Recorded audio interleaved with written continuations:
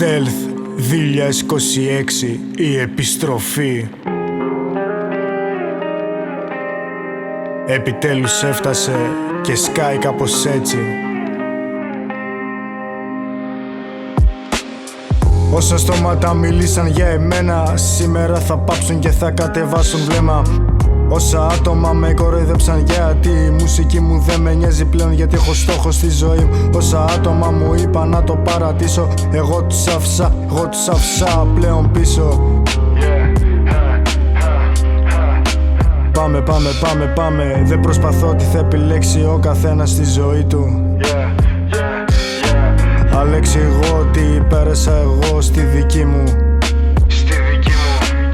Από τις μπάρες αυτές δεν θέλω να δείξω ότι είμαι μάγκας κι όλοι με ακούνε. Θέλω να δείξω όμως κάποια άτομα τα τραγούδια και εμένα με μισούνε.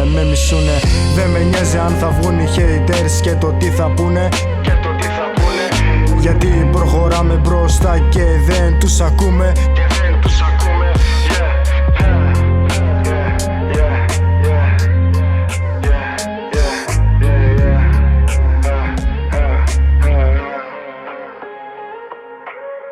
Όσα στόματα μιλήσαν για εμένα, σήμερα θα πάψουν και θα κατεβάσουν βλέμμα. Όσα στόματα μιλήσαν για εμένα, σήμερα θα πάψουν και θα κατεβάσουν βλέμμα. Όσα άτομα με κοροϊδέψαν για τη μουσική μου δεν με νοιάζει πλέον, γιατί έχω στόχο στη ζωή μου. Όσα άτομα μου είπαν να το παρατήσω, εγώ τους άφησα πλέον πίσω. Stealth, η επιστροφή,